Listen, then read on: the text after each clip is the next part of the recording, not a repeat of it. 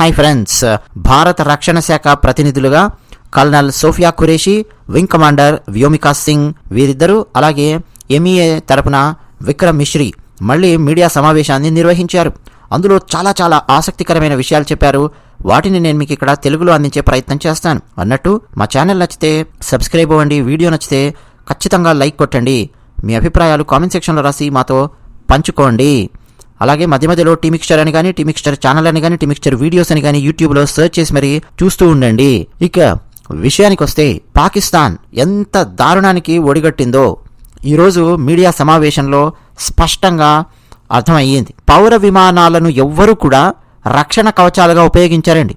ఏ దేశంలో యుద్ధం జరిగినా గగనతలాన్ని మూసేస్తారు ఆ ప్రాంతంలో తప్ప పౌర విమానాలను రక్షణ కవచాలుగా ఎవరు ఉపయోగించరు. పాకిస్తాన్ అలాంటి దారుణమైన పని చేసింది అని ఈరోజు స్పష్టంగా colonel Sofiya Qureshi and wing commander Vyomika Singh వాళ్ళిద్దరూ చెప్పారు. అసలు షీల్డ్ గా ఉపయోగించడం అంటే ఏంటండి? ఇప్పుడు సినిమాలో ఒక రౌడీగాడు ఎవడో పారిపోతూ ఉంటాడు, వాడి చేతిలో తుపాకీ లేదా కత్తి ఉంటుంది.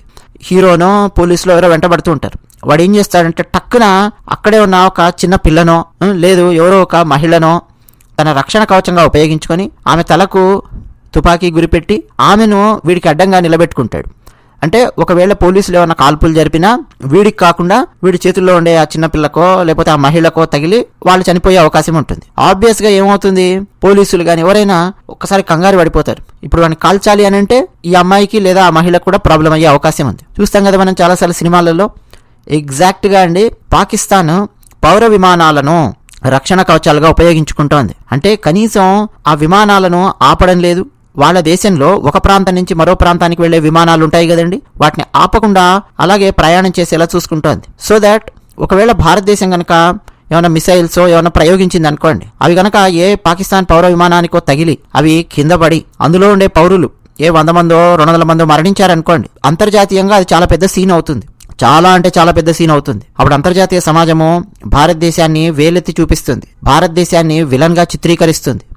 మీకు గుర్తుందా, ఇజ్రాయెల్ హమాస్ దళాల మధ్య దాడులు జరుగుతున్నప్పుడు రఫా అనే ప్లేస్ లో ఇజ్రాయెల్ దాడి చేసింది. అందులో కొంతమంది సివిలియన్స్ మరణించారు. కొలాటరల్ డ్యామేజ్ అనేది డెఫినెట్ గా ఉంటుంది యుద్ధం చేసేటటువంటి సమయంలో. కానీ ప్రపంచం ఇజ్రాయెల్ ని తప్పుపట్టే ప్రయత్నం చేసింది. మన భారతదేశంలో కూడా చాలా మంది ఆల్ ఐస్ ఆన్ రఫా అని సెలబ్రిటీలతో మొదలుపెట్టి చాలా మంది తమ ట్విట్టర్లలో ఫేస్బుక్లలో పోస్టర్లు కూడా పెట్టారు. గుర్తుందా మీకు ఆల్ ఐస్ ఆన్ రఫా అన్నది? ఎగ్జాక్ట్ గా అండి, ఇప్పుడు పాకిస్తాన్ తమ పౌర విమానాలను అట్లా షీల్డ్ గా వాడుతోంది.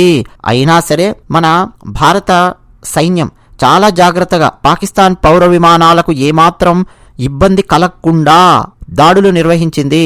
పాకిస్తాన్ చేసినటువంటి దాడుల్ని తిప్పికొట్టింది అని వ్యోమికా సింగ్ ఆమె స్పష్టంగా తెలియజేశారు. మొత్తానికి అండి, డ్రోన్ దాడులకు పాకిస్తాన్ తెగబడింది. మొత్తం జమ్మూ కాశ్మీర్, పంజాబ్, రాజస్థాన్, గుజరాత్ ఈ 4 రాష్ట్రాలలోని 36 ప్రాంతాలను లక్ష్యంగా చేసుకుని 300 నుంచి 400 డ్రోన్లతో పాకిస్తాన్ 200 నిమిషాల పాటు దాడి చేయడానికి ప్రయత్నం చేసింది. 200 నిమిషాలు అంటే 3 గంటల 20 నిమిషాల పాటు కంటిన్యూస్ గా పాకిస్తాన్ వైపు నుంచి 300 నుంచి 400 డ్రోన్స్ దూసుకొని వచ్చాయి. అది కూడా 4 రాష్ట్రాల వైపు కరెక్ట్ గా టార్గెట్ చేసి మరీ వాటిని వదిలారు. కొన్ని ప్రార్థనా స్థలాలను టార్గెట్ చేశారు, భారత ఆర్మీ పోస్టులను టార్గెట్ చేశారు, ఇట్లా వదిలారు. అయితే పాకిస్తాన్ చేసినటువంటి ఈ రెచ్చగొట్టే చర్యలకు భారత సైన్యం ధీటుగా జవాబిచ్చింది. వాటిలో ఆ 300 నుంచి 400 డ్రోన్స్ లో అత్యధిక శాతం డ్రోన్స్ ను కూల్చేసింది భారత సైన్యం. ఇక పంజాబ్ సరిహద్దుల్లో కూడా పూర్తిగా అప్రమత్తంగా ఉన్నాము అని, అయితే ఈ దాడుల్లో అనేక మంది గాయపడ్డారు అని, పాకిస్తాన్ దాడులను భారత వాయుసేన సమర్థవంతంగా అడ్డుకుంది అని colonel Sofiya Qureshi and wing commander Vyomika Singh వాళ్ళిద్దరూ తెలియజేశారు. అయితే మెయిన్ గా అండి, ప్రార్థనా మందిరాలను లక్ష్యంగా చేసుకుని పాకిస్తాన్ దాడులు చేస్తోంది అన్న పాయింట్ కూడా వీళ్ళు చెప్పారు. ముఖ్యంగా ఆలయాలను, పంజాబ్లో మీకు గురుద్వారాలు చాలా ఉంటాయి ఆ బార్డర్ వెంట, వాటిని టార్గెట్ చేసుకుని దాడులు చేస్తోంది పాకిస్తాన్. సో దాట్ భారతదేశంలోనే ఒక రకమైన ముసలం పుట్టించాలి అన్న ప్రయత్నం పాకిస్తాన్ చేస్తోంది. పైగా వాళ్ళ వైపు తీవ్రవాద స్థావరాలు ధ్వంసమై ఆపరేషన్ సింధూర్లో తీవ్రవాదులు మరణించారు కాబట్టి వాళ్లను సాటిస్ఫై చేయడం కోసం అన్నట్టుగా కూడా భారతదేశంలో ఉండే ప్రార్థనా మందిరాలను టార్గెట్ చేసి మరి డ్రోన్లను వదిలారు. అంతేకాకుండా పాకిస్తాన్ పంపించినటువంటి ఆ 300 నుంచి 400 డ్రోన్స్ క్షిపణి దాడులు అవన్నీ అండి టార్గెట్ ఫుల్గా సామాన్యులను కూడా టార్గెట్ చేయాలి అని చెప్పి అనుకున్నారు. సామాన్యుల ఇళ్లను కూడా కూల్చేశారు. అవన్నీ కూడా మనము జాతీయ ఛానల్స్లో చూడొచ్చు. పౌర విమానాలను పాకిస్తాన్ రక్షణ కవచంగా వాడుకోవడం మాత్రం చాలా చాలా దారుణమైన విషయము. ఇది ఇప్పుడు పెద్ద చర్చకు దారి తీస్తోంది. ఎందుకంటే భారత్ పాక్ మధ్య అంతర్జాతీయ సరిహద్దుకు సమీపంలో వెళ్లే విమానాలతో పాటు అక్కడి పౌర విమానాలకు కూడా, పాకిస్తాన్లో ఉండే పౌర విమానాలకు కూడా సురక్షితం కాదు ప్రస్తుతం ఉన్నటువంటి వాతావరణం. ఈ విమానాలన్నింటినీ దృష్టిలో పెట్టుకొని, ముఖ్యంగా అంతర్జాతీయ విమానాలను దృష్టిలో పెట్టుకొని భారత వాయుసేన పూర్తి సంయమనంగా వ్యవహరించింది అని colonel Sofiya Qureshi and wing commander Vyomika Singh వీళ్ళిద్దరూ ఎక్స్ప్లెయిన్ చేశారు. అంతేకాకుండా విదేశాంగ కార్యదర్శి విక్రమ్ మిశ్రీ ఆయన చెప్పినటువంటి విషయంలో ఒక పాయింట్ క్లియర్గా ఉంది. ప్రాథమిక నివేదికల ప్రకారం ఇప్పటి వరకు పాకిస్తాన్ ప్రయోగించిన ఆ డ్రోన్స్ అవన్నీ కూడా తుర్కీ దేశానికి చెందిన, సరే టర్కీ పేరే తుర్కీ అని పెట్టారులేండి, తుర్కీ దేశానికి చెందిన ఆసిస్ గార్డ్ సోంగర్ వాళ్ళు తయారు చేసినటువంటి డ్రోన్స్ను ప్రయోగించినట్టు అర్థమయ్యింది అని చెప్పి విక్రమ్ మిశ్రీ గారు కూడా చెప్పారు. తుర్కీ దేశము పాకిస్తాన్కు డ్రోన్లను అందిస్తూ వస్తోంది చాలా కాలంగా. అలాగే అజర్బైజాన్ దేశం కూడా పాకిస్తాన్కు సహాయ సహకారాలు అందిస్తోంది. వాళ్లకు సంబంధించిన పరికరాలు, డ్రోన్లు ఇవన్నీ కూడా కనిపిస్తున్నాయి. అలాగే చైనాకు చెందిన క్షిపణులు, షెల్స్, డ్రోన్స్ ఇవన్నీ కూడా పేలకుండా బార్డర్ వెంట ఉన్న గ్రామాలలో పడిన ఎక్విప్మెంట్ అవన్నీ కూడా కనిపిస్తున్నాయి, పేలన్నటువంటివి.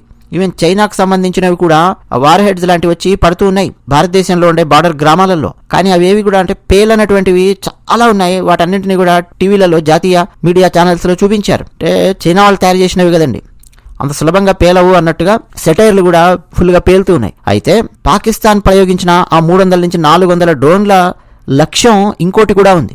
భారతదేశంలో ఉండే గగనతల రక్షణ వ్యవస్థలను టెస్ట్ చేయడం. ఎలా ఉన్నాయి భారతదేశంలో ఎయిర్ డిఫెన్స్ సిస్టమ్స్ ఎక్కడెక్కడ ఎలా ఉన్నాయి అని చెప్పి పరీక్షించడం కూడా వీటి యొక్క లక్ష్యము. అలాగే నిఘా సమాచారాన్ని సేకరించడం కూడా వాటి యొక్క లక్ష్యము. సో వాళ్ళు సేకరించే సమాచారాన్ని వాళ్ళ దగ్గర పెట్టుకుని వేరే దేశాలకు ఇచ్చే ప్రయత్నం కూడా చేస్తున్నారేమో అన్న సందేహాలు కూడా వస్తాయి. సో ఏది ఏమైనా భారత సైన్యం మాత్రం ఫుల్గా అప్రమత్తంగా ఉంది. బార్డర్లో పాకిస్తాన్ నుంచి వచ్చే డ్రోన్స్ను, క్షిపణులను అడ్డుకుంటోంది. ఈ రోజు రాత్రి కూడా పాకిస్తాన్ మరికొన్ని డ్రోన్స్ను, క్షిపణులను ప్రయోగించే అవకాశాలు అయితే స్పష్టంగా కనిపిస్తున్నాయి. వైమానిక దాడులకు కూడా తెగబడే అవకాశం ఉంది. వాటన్నింటికి సమాధానం ఇవ్వడానికి భారత సైన్యము తమ టెక్నాలజీతో సిద్ధంగా ఉంది. ఈ రోజు రాత్రి పాకిస్తాన్ గనక మళ్ళా దాడులకు తెగబడినా, వాళ్ళ డ్రోన్స్ పంపించినా, క్షిపణులు పంపించినా డెఫినెట్గా పరాభవం తప్పదు. దాంతోపాటు భారత సైన్యం కూడా పాకిస్తాన్ లోపల వెళ్లి వాళ్ళ ఎయిర్ డిఫెన్స్ సిస్టమ్స్ను కూల్చే ప్రయత్నాలు చేస్తోంది.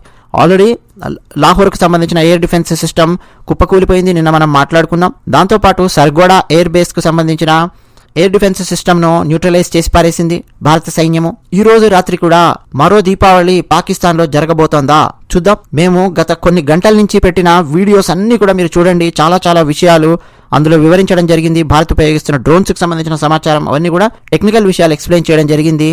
మరిన్ని లోతైన విషయాల కోసం టీమిక్స్టర్ ఛానల్ సబ్స్క్రైబ్ అవ్వండి. ధన్యవాదాలు.